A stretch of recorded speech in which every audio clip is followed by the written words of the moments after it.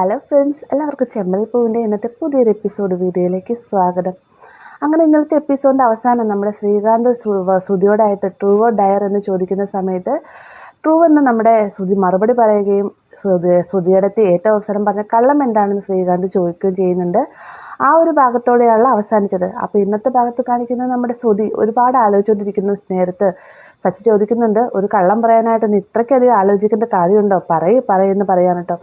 വേഗം തന്നെ ശ്രുതി പറയുകയാണ്, കള്ളം പറയേണ്ട സാഹചര്യം വന്നു കഴിഞ്ഞാൽ കള്ളം പറയണം, സത്യം പറഞ്ഞു കഴിഞ്ഞാൽ അത് പ്രശ്നമാവുമെന്ന് പറയരുത്. കള്ളം ഒരിക്കലും സത്യമാവുകയില്ല, സത്യം ഒരിക്കലും കള്ളവും ആവുകയില്ല എന്നൊക്കെ ശ്രുതി ഇങ്ങനെ വളച്ചു കിട്ടി സംസാരിക്കുകയാണ്. ഇത് കേട്ടിട്ട് ആർക്കും തന്നെ മനസ്സിലാകുന്നില്ല. വേഗം തന്നെ അച്ഛമ്മ പറയുന്നുണ്ട്, ശ്രുതി നിന്നോട് ഏറ്റവും അവസാനം പറഞ്ഞ കള്ളം പറയാനാണ് പറഞ്ഞത്, നീ ഇങ്ങനെ വളച്ചു കിട്ടി സംസാരിച്ചു കഴിഞ്ഞാൽ ആർക്ക് മനസ്സിലാവാനാ? ഈ ഒരു ചോദ്യമേ അല്ലല്ലോ നിന്നോട് ചോദിച്ചത് എന്നൊക്കെ ചോദിക്കുന്നുണ്ട് കേട്ടോ. ഈ ഒരു സമയത്ത് വേഗം തന്നെ ചന്ദ്രയാണ് മറുപടി പറയുന്നത്. ചന്ദ്ര പറയുന്നുണ്ട്, അവളൊരു പഠിച്ച പെൺകുട്ടിയാണ്, പഠിച്ച രീതിക്കാണ് അവൾ സംസാരിക്കുന്നത്, അത് പഠിച്ചവർക്കേ മനസ്സിലാവുകയുള്ളൂ എന്നൊക്കെ പറയുമ്പോഴത്തേക്കും ഞാനും വർഷയും പഠിച്ച ആളാമേ, എന്നിട്ട് ഞങ്ങൾക്ക് മനസ്സിലായല്ലോ എന്ന് ശ്രീകാന്ത് മറുപടി പറയുന്നുണ്ട്. ഈ ഒരു സമയത്ത് വർഷ വീണ്ടും പറയും, ശ്രുതി ചേച്ചി ചോദിച്ച ചോദ്യം ഇതല്ലായിരുന്നു, എന്തായാലും ഞാൻ രേവതി ചേച്ചിയോട് ചോദിക്കാം, രേവതി ചേച്ചി പറ, ഇതുപോലെ വളച്ചുകെട്ടില്ലാതെ മര്യാദയ്ക്ക് തന്നെ ഉത്തരം പറഞ്ഞോളണം എന്നൊക്കെ വർഷ പറയുമ്പോഴത്തേക്കും മനസ്സിൽ കള്ളമുള്ളവരല്ലേ വളച്ചുകെട്ടി സംസാരിക്കുകയുള്ളൂ വർഷയെ എന്ന് ചോദിക്കാം കേട്ടോ. ഇത് കേൾക്കുമ്പോഴത്തേക്കും ശ്രുതി വേഗം രേവതിയെ നോക്കുകയാണ്. അതിനുശേഷം വർഷ വീണ്ടും ചോദിക്കുന്നുണ്ട്, ചേച്ചി ഏത് സമയത്ത് അടുക്കളയിലുള്ള അടുക്കളയിൽ നിന്ന് ഇറങ്ങാൻ പോലും ചേച്ചിക്ക് നേരെയില്ല, ചേച്ചിക്കും ചില ആഗ്രഹങ്ങളൊക്കെ ഉണ്ടാവുമല്ലോ, ചേച്ചിയുടെ വലിയ ആഗ്രഹം എന്താണെന്ന് ചോദിക്കുമ്പോഴത്തേക്കും രേവതി പറയുന്നുണ്ട്, എനിക്ക് എൻ്റെ ആഗ്രഹം എന്ന് പറഞ്ഞു കഴിഞ്ഞാൽ എൻ്റെ അച്ഛൻ മരിച്ചതിന് ശേഷം എല്ലാ ചുമതലകളും എൻ്റെ അനിയൻ്റെ കയ്യിലായിരുന്നു. അവൻ നല്ല രീതിയിൽ തന്നെ കുടുംബം നോക്കണമെന്ന് അച്ഛന് ഭയങ്കര ആഗ്രഹമായിരുന്നു. ഇപ്പോഴത്തെ അവൻ ജോലിക്കും പോകുന്നുണ്ട്, കൂടുതൽ പഠിക്കുകയും ചെയ്യുന്നുണ്ട്.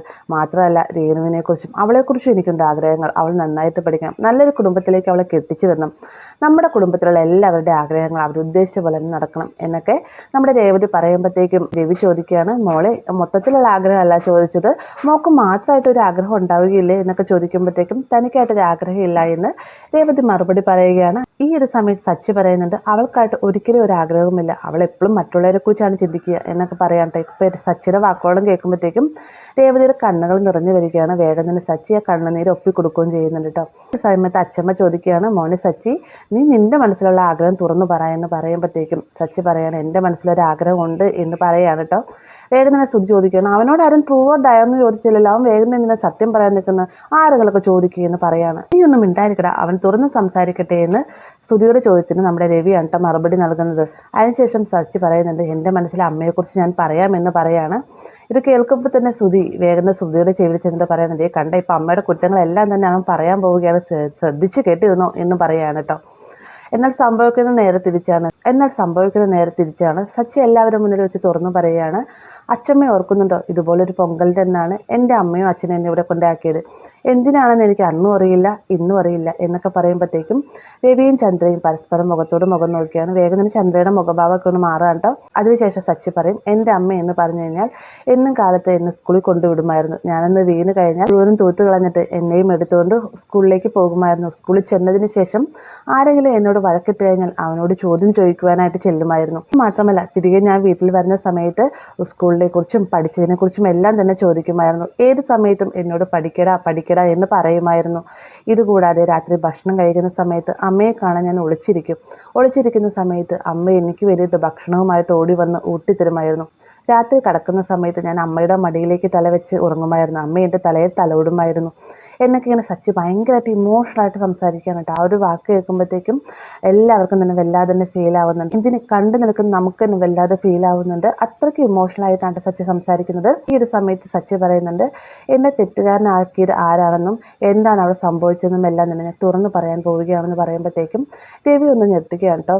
ഈ ഒരു സമയത്ത് സച്ചി പറയും, ഒരിക്കൽ എന്ന് പറയുമ്പോഴത്തേക്കും വേഗം നമ്മുടെ ശ്രുതിയുടെ മുഖഭാവം മാറുന്നുണ്ട്. അതേ സമയം തന്നെ രവി ചുമച്ചുകൊണ്ട് നെഞ്ചത്ത് കൈവച്ചതിന് ശേഷം കൈ കൊണ്ട് തന്നെ ആക്ഷൻ കാണിക്കുകയാണ്, പാടില്ല എന്ന് ആക്ഷൻ കാണിക്കുകയാണ്. ഇതേ തുടർന്ന് പറയാൻ വന്ന കാര്യം അവിടെ സ്റ്റോപ്പ് ചെയ്തതിന് ശേഷം സച്ചി അവിടെ എഴുന്നേറ്റ് പോവുകയും ചെയ്യുകയാണ് കേട്ടോ. ഇത് കാണുമ്പോൾ തന്നെ ശ്രീകാന്ത്, സച്ചേട്ടൻ പോവല്ലേ, സച്ചേട്ടൻ തുറന്ന് സംസാരിച്ചില്ലല്ലോ എന്നൊക്കെ ചോദിക്കുകയാണ്. രേവതിയെ സച്ചേട്ടാന്ന് വിളിക്കുന്നുണ്ട് കേട്ടോ.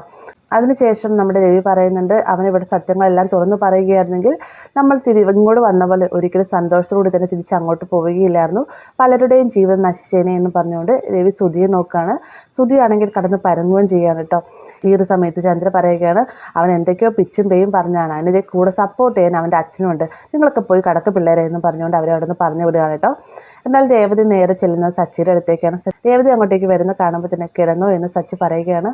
ഓ, കുടയും നിലാവും വേണമായിരിക്കും, ഞാൻ ഇപ്പോൾ എടുത്തുകൊണ്ട് വരാമെന്ന് പറഞ്ഞുകൊണ്ട് സച്ചി അകത്തേക്ക് കയറി പോകാൻ തുടങ്ങുന്ന സമയത്ത് വേഗം തന്നെ സച്ചിയുടെ കയ്യിൽ പിടിച്ച് തന്നോട് ചേർത്തെടുക്കുകയാണ് രേവതി. എന്നിട്ട് ചോദിക്കുന്നുണ്ട്, സച്ചിയേട്ടാ, നിങ്ങളുടെ ഏട്ടനെയും ശ്രീകാന്തിനെയും സ്നേഹിച്ച പോലെ ഒരിക്കലും നിങ്ങളുടെ അമ്മ നിങ്ങളെ സ്നേഹിച്ചിട്ടില്ല. പക്ഷെ ഇന്നത്തെ സംസാരത്തിലൂടെ എനിക്ക് മനസ്സിലായി, നിങ്ങൾക്ക് നിങ്ങളുടെ അമ്മയെ അത്ര ഇഷ്ടമാണല്ലേ എന്ന് ചോദിക്കുമ്പോഴത്തേക്കും അമ്മ ഇഷ്ടമല്ലാത്ത ആരാണ് രേവതി ഉള്ളതെന്ന് നമ്മുടെ സച്ചി മറുപടി പറയുകയാണ്. അതിനുശേഷം രേവതി അവിടെ വെച്ച് എന്താണ് പറയാൻ ഉദ്ദേശിച്ചതും തന്നോട് തുറന്ന് സംസാരിക്കാനൊക്കെയായിട്ട് പറയുന്നുണ്ട്. എന്നാൽ സച്ചി അതൊന്നും തുറന്നു പറയുന്നില്ല കേട്ടോ. അതിനുശേഷം രേവതി വീണ്ടും ചോദിക്കുന്നുണ്ട്, ഏത് സമയത്ത് അമ്മയോട് ദേഷ്യവും വഴക്കൊക്കെ ഉണ്ടാക്കി നടക്കുന്നുണ്ടെങ്കിലും സച്ചിയുടെ ഉള്ളിൽ ഇത്രയധികം സ്നേഹം അമ്മയോടുണ്ടായിരുന്നു അല്ലേ? ഞാൻ കരുതിയിരുന്നത് ഞാൻ സച്ചേട്ടനെ മുഴുവനായിട്ടും മനസ്സിലാക്കിയെന്നാണ്. പക്ഷേ ഇന്നത്തെ ആ ഒരു സംഭവത്തോടുകൂടി സച്ചേട്ടനെ മനസ്സിലാക്കാൻ എനിക്ക് സാധിക്കുന്നില്ല സച്ചേട്ട. എന്താണെങ്കിലും എന്നോട് തുറന്ന് സംസാരിക്കുക എന്നൊക്കെ നമ്മുടെ രേവതി പറയുകയാണ്. മാത്രമല്ല സച്ചിനെ സമാധാനിപ്പിച്ച് നിർത്തുവാനും നമ്മുടെ രേവതി ശ്രമിക്കുന്നുണ്ട്. അപ്പോൾ ഈ ഒരു ഭാഗത്തോട് കൂടിയിട്ടാണ് ഇന്നത്തെ എപ്പിസോഡ് അവസാനിക്കുന്നത്. വീഡിയോ ഇഷ്ടമായി എന്ന് കരുതുന്നു. വീഡിയോ ഇഷ്ടമായി കഴിഞ്ഞാൽ ലൈക്ക് ചെയ്യാനും കൂടെ ചാനൽ സബ്സ്ക്രൈബ് ചെയ്യാനും മറക്കരുത്.